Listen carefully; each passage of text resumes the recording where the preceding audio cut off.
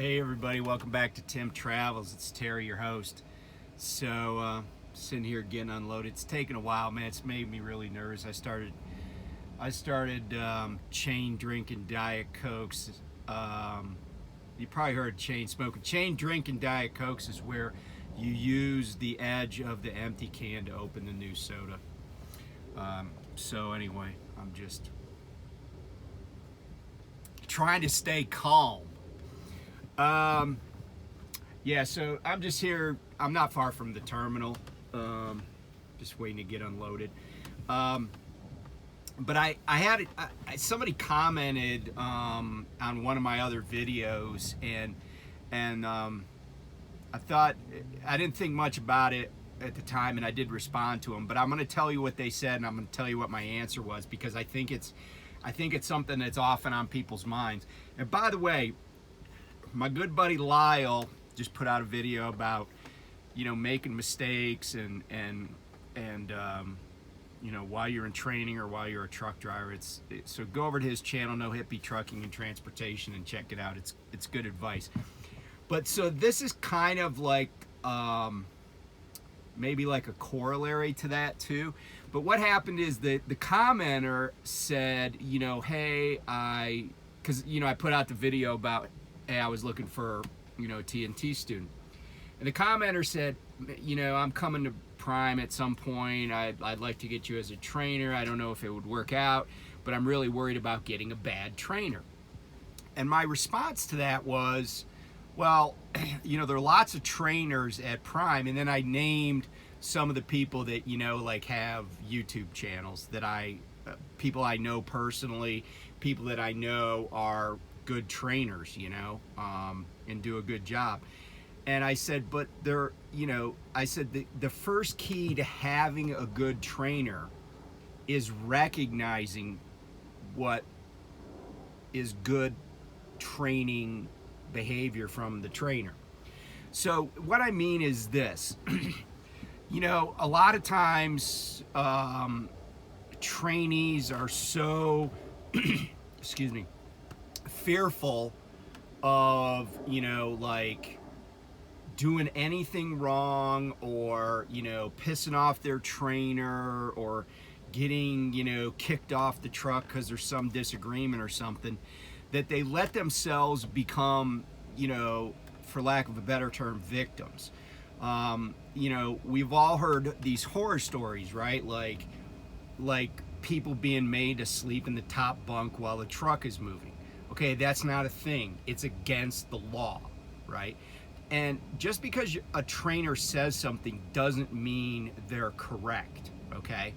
And I'm not talking about different ways to do things. Like, I try to teach my trainees to be efficient, and I have a way that I do things, and I try to get them to at least go with that.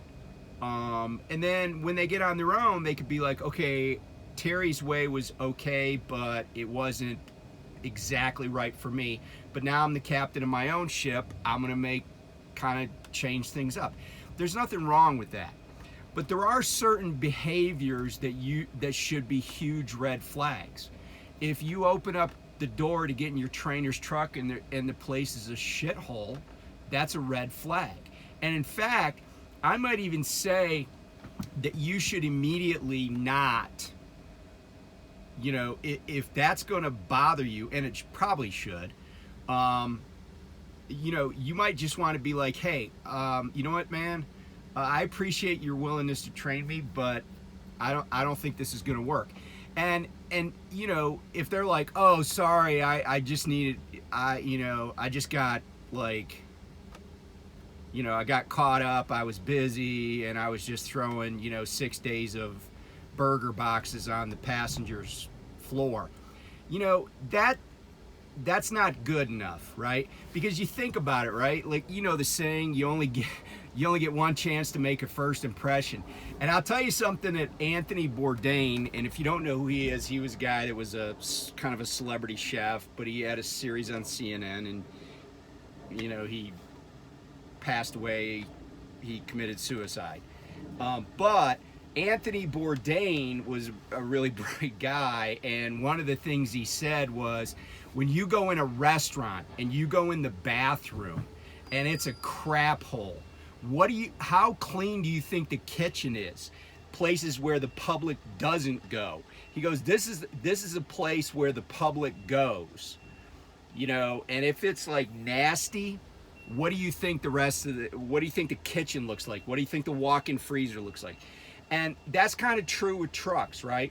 Like if I know I'm picking up a trainee, I mean, first of all, I could show you, but I don't keep, you know, anybody that's ridden with me, they know I don't have trash all over the place and stuff like that.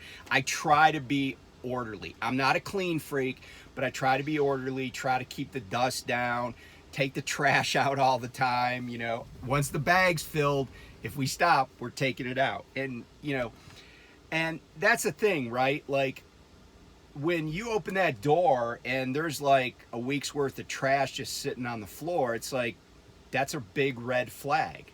Unless you like living in squalor. Then maybe you'll be soulmates with the person. You'll just be like good buds.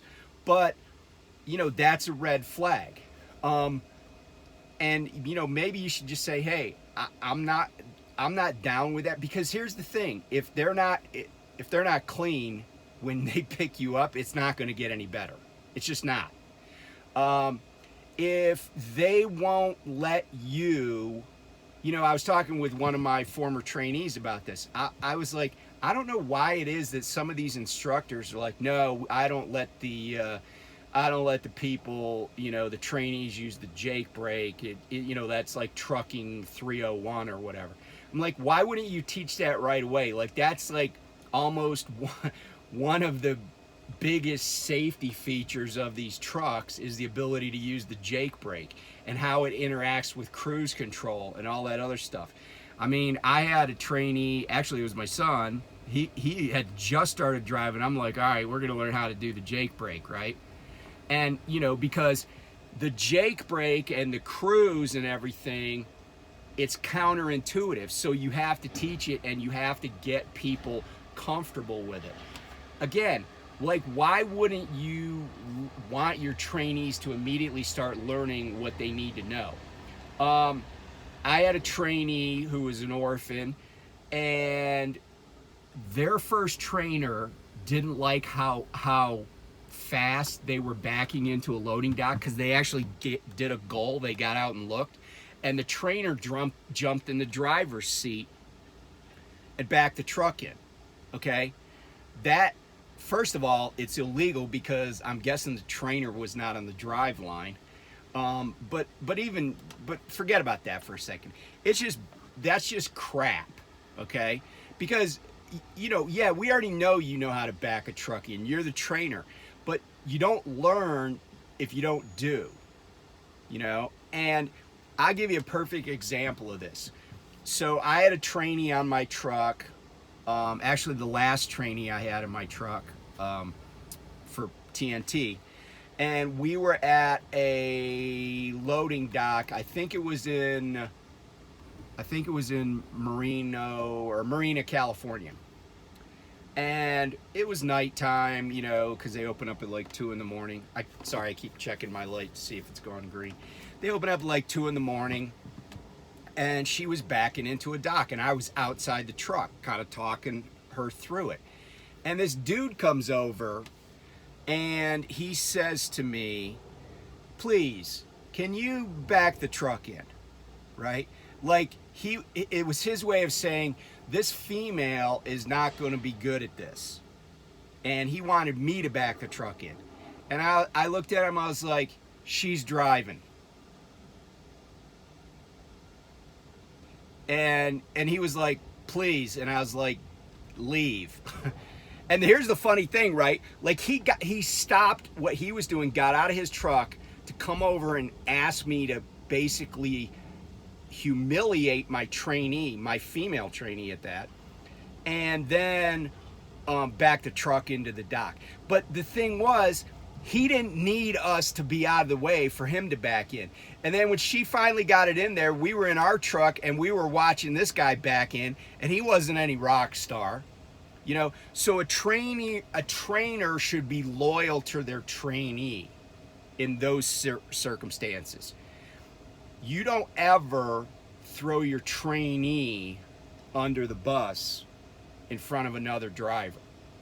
Like that I am, you know, anybody who knows me knows that I'm a loyal person. And, you know, I'll tell somebody when they're wrong.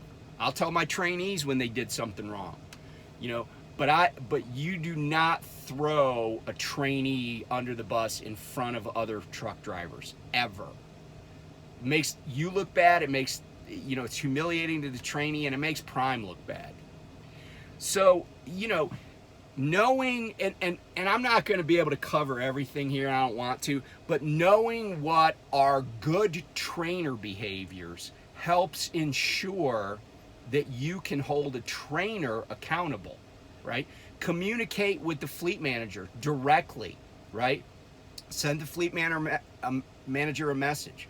You know, like showers. Showers should, I don't want to say showers should be an everyday occurrence, but they should be almost an everyday occurrence. Every once in a while, you'll just be running really hard and you're going to have to go a day or whatever. But like, if you're stopped and your trainer doesn't like want to get a shower and doesn't want to pay for you to get a shower, you know, that's problematic. But look, there's a lot of people out here on YouTube that have videos about trainers and what should be expected and stuff. And knowing, you know, by the time you're done with PSD, you should know what to expect, okay?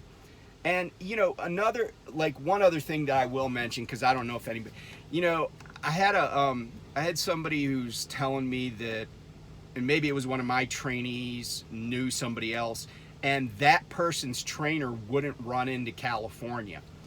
And you know, here's the thing, right? Like, some people don't like running certain places, but if you won't run into California as a trainer, then you're basically extending the TNT period, you know. And while I like to train, I also like to get trainees finished and off my truck so they can go do their own thing, because they didn't come here to hang out with me.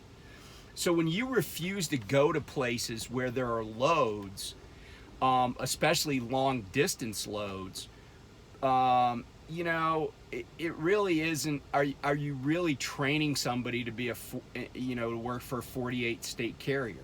I don't think so. I mean, I'm not saying, you know, like you go out of your way to try to get loads to, you know, Seattle or to Portland or to LA or the Bay Area or whatever. But if you won't go to the West Coast, you won't go to New England, you're not really training, you know, what are you training your, what are you training your student to do? Run from Illinois to North Carolina all the time? I mean, I don't think that's training. It's just, you know, it's just because you don't want to do something. Now I get it's your ship, but anyway, so I hope that maybe answers a couple of questions, but really prompts people to just go out there and gather that information. You know, because the trainee, yeah, they do need to work with a trainer, but the trainer, you know, they need to have their act together too. So anyway, thanks for tuning in. We'll talk to you next time on Tim Travels.